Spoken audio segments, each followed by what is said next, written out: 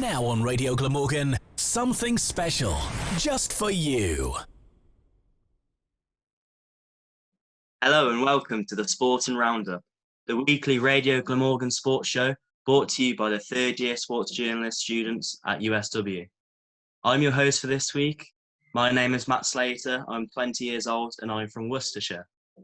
I'm joined by my fellow sports journalism student, James Dodd. On this week's show, we look forward to the last game of what has been a very successful Six Nations for Wales. And in the football, we'll be looking ahead to Wales's World Cup qualifiers, as well as catching up with Cardiff, Swansea and Newport. But before all that, it's time for the first song of the show. It's Uptown Girl by Billy Joel. You're listening to Radio Glamorgan.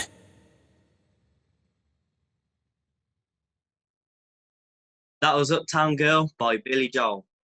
Throughout the show, we will be testing your sporting knowledge with some quiz questions.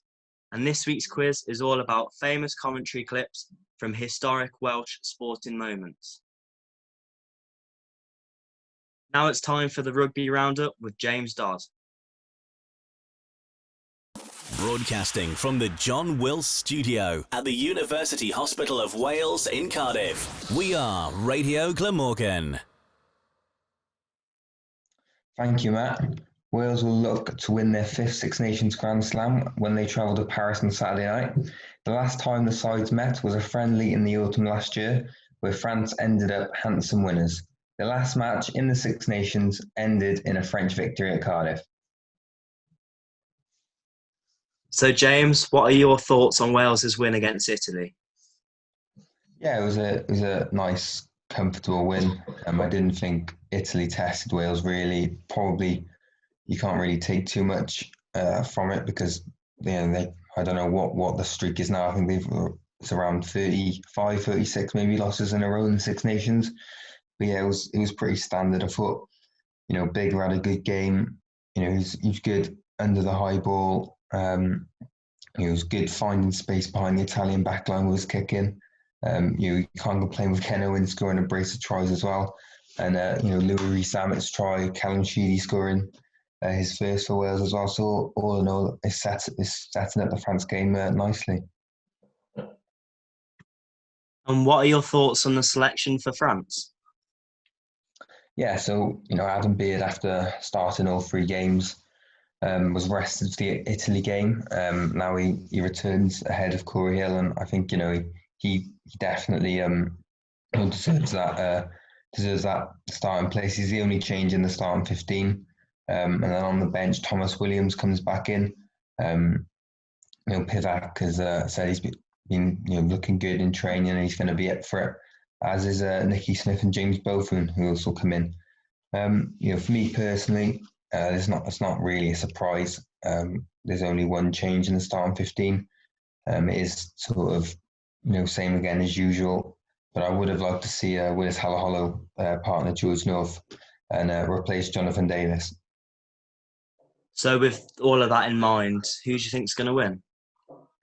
I think you've got to make France like favourites. I think apart from the Italy game, Wales have been underdogs in all the games they've played. And you could probably say that's fair enough. I thought France were pretty unlucky not to win against England.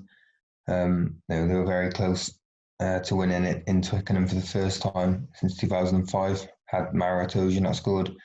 But you look at the players they've got, the half-backs, Dupont and Jalabert, centre partnerships, Fiku and Vakatawa. And they're just going to cause absolute chaos. So it's going to be a seriously tough game for Wales. But I think if they do win, it'll be down to their defence. And do you still expect Wales to win the championship? Yeah, I do, if I'm honest. I think Wales are on 19 points currently with one game remaining, and France are on 10 points with two. But I think Wales will get at least a losing bonus point on Saturday. And I don't think France, despite the power and the immense players they have in their backline, I don't think they'll get a try bonus point. I think Wales' defence will hold up. And so if France only gain a 3-point kind of buffer from the game, then with their game against Scotland, they won't be able to overtake Wales. So I think despite being underdogs for the match on Saturday, I still think Wales will be Six Nations champions. On air, all day, every day. Broadcasting from the largest hospital in Wales. We are Radio Glamorgan.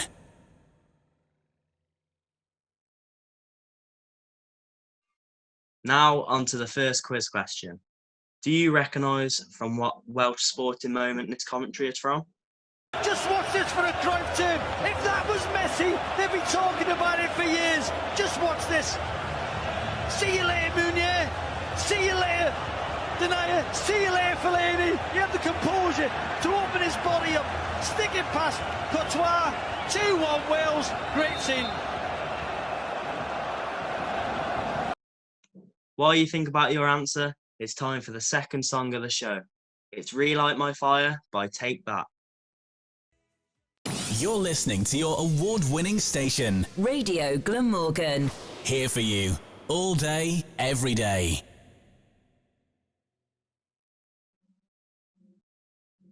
That was Relight My Fire by Take That. We hope you all enjoyed that one. Now it's time for the football roundup. Radio Glamorgan. So, Matt, Cardiff lost to Watford the other week and also drew to Stoke midweek. What are your thoughts on their recent form? Yeah, well, first of all, going to the Watford game, it was their first game that they've lost under Mick McCarthy. And I think they'll be disappointed in the way that they lost. They conceded a scrappy goal from a free kick. And Watford are a good side, you know. Watford are sitting second with 72 points and it looks like they could go up. But with that in mind, the way Cardiff lost that game, they'd be looking at, if they got a point there, that's a point that they'd have on the rest of the teams. And especially considering they're just outside playoffs, that could have been a big point or a big 3 point.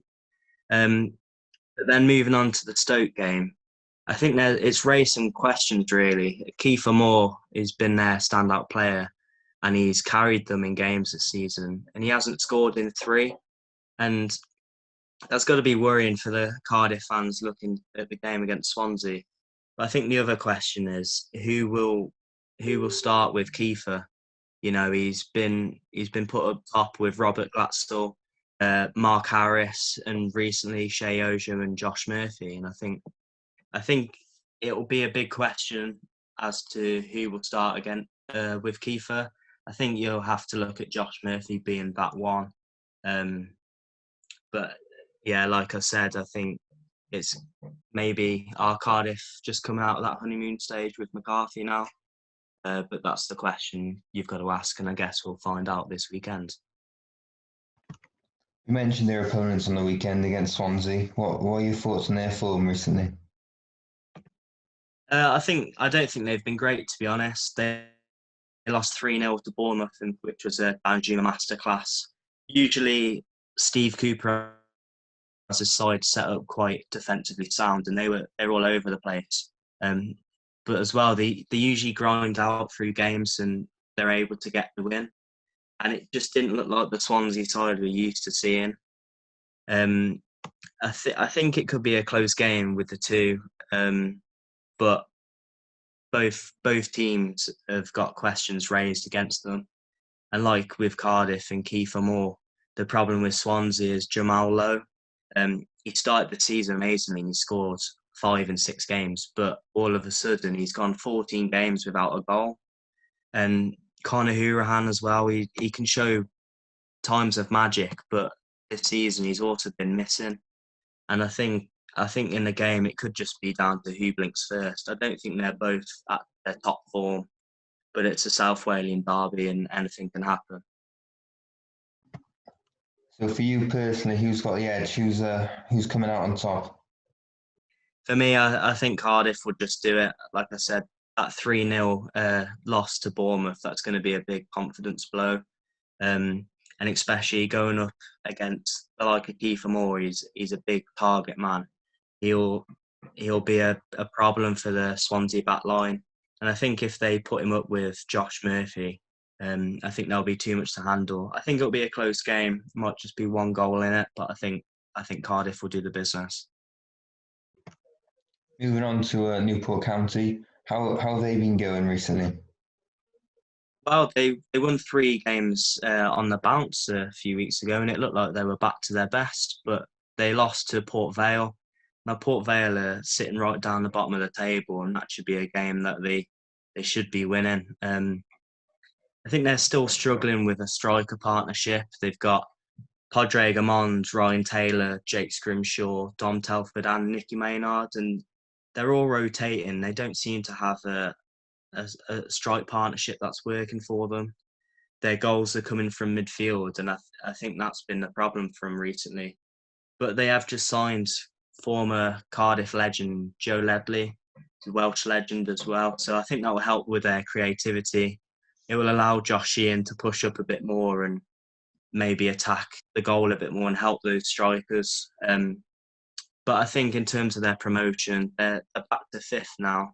They're in the playoffs, but there's so many teams up there. Like Crawley, they're 10th, and they're just 6 points behind Newport.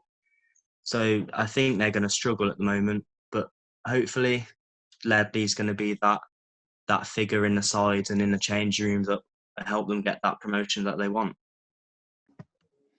Just last, Wales play Belgium away next Wednesday in a World Cup qualifiers match. What are your thoughts on the selection and the outcome of that? I think it's going to be a very tricky game for them. Belgium they're ranked the best side in the world, and they've done well in the World Cups and Euros recently. I think for Wales, they've got the team you'd expect, maybe apart from Will Vaulks. He's been very good for Cardiff in the middle of the park, and Johnny Williams is selected and Vaulks plays ahead of him. So it's an interesting selection. But the squad is, like I said, as you expect it. Ramsey isn't there because he's injured, as he seems to always be for Wales. But I've been impressed with Brennan Johnson recently for Lincoln. And I think that's a sign for the future. And it's good to see him involved. He's only 19. But I think you've got to get him in the squad, and against the likes of Belgium, that'll be crucial experience for him looking forward. You're listening to your award-winning station, Radio Glamorgan. here for you all day, every day. Now it's time for the second quiz question. But don't worry if you've missed any clips. We will replay all of them at the end.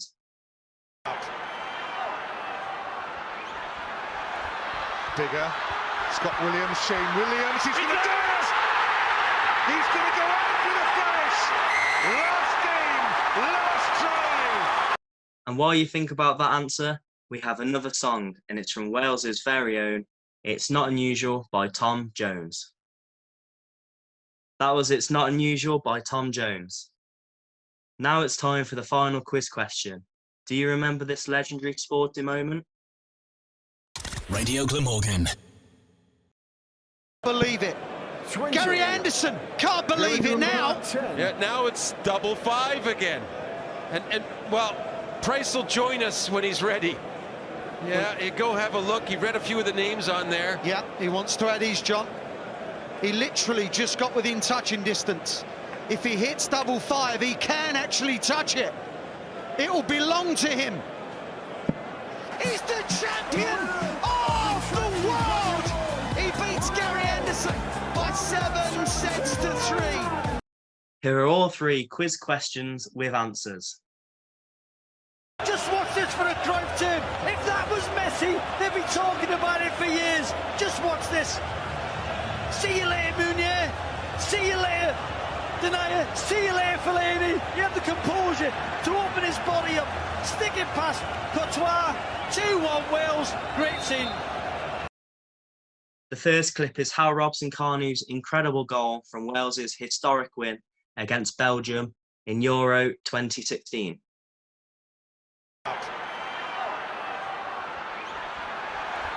Digger, Scott Williams, Shane Williams, he's going to do it! He's going to go out for the finish! Last game, last try! Recognise that clip? Well, it was Shane Williams' last try for Wales. Believe it. Gary Anderson can't believe it now. Yeah, now it's 5-5 again. And well, Price will join us when he's ready. Yeah, you go have a look. He read a few of the names on there. Yeah, he wants to add his, John. He literally just got within touching distance. If he hits double five, he can actually touch it. It will belong to him. He's the champion of the world! He beats Gary Anderson by 7 sets to 3. And the final clip is Gerwyn Price winning the Darts World Championship. We hope you enjoyed the quiz, but unfortunately, that's all we have time for in this week's show. Thank you for listening, and we hope you all enjoyed the Sporting Roundup by Radio Glamorgan. Thank you and goodbye.